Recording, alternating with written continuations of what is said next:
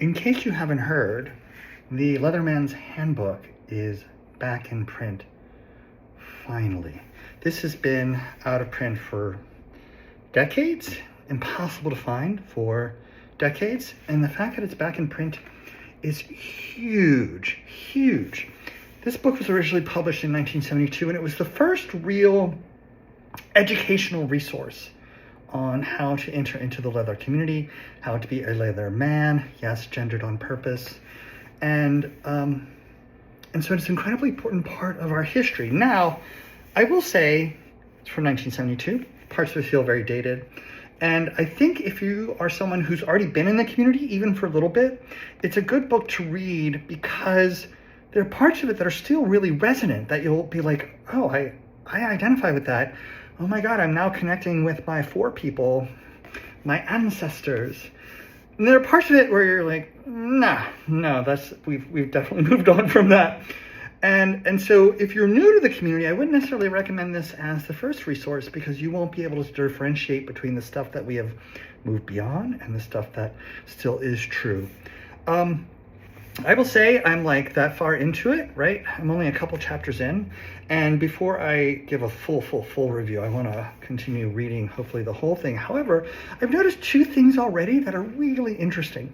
Now, the first is that it's very clear that in Larry Townsend's time, in the early 1970s, bikers were the central figure of the Leathermen, not leather cops. You know, it's coming up on IML. I know so many people competing. Everyone's talking about, I'm getting my formals, I'm getting my formals, I'm getting a formals. And what they mean by that is, I'm getting a leather uniform. But if we go back into our history, bikers were the Leatherman, not the leather cop. And that is really interesting for this moment in history because bikers were outlaws. And it might be time for us to recenter the outlaw in our community instead of the problematic paramilitary state authoritarian power figure. The other thing that's really interesting is that this is written at a time where switches don't really exist. It's very clear that in Townsend's universe, you are an S or an M, and that doesn't mean slave or master. It actually means sadist or masochist. There's a brief reference to people who do both, but this is very much a more binary world. And it's really interesting to think about why that might have been and how things have changed and how we have so many different positions one can participate and embrace and inhabit and how to move between them.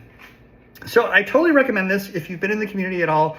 I think it's almost required reading. I'm going to be telling all the boys I know, you must read this because it is so critical to understanding our history and where we came from and the things we've kept and the things we've abandoned and the things that we may want to go back to. And I'm thrilled that it's in print. It is available on Amazon. I would encourage you, if you have a local queer bookstore, look there first. Let's please support our local queer businesses. However, many of you may not be located in large cities that would have such available resources, in which case you can check Amazon. So check it out, read it with a critical eye, but go ahead and read it.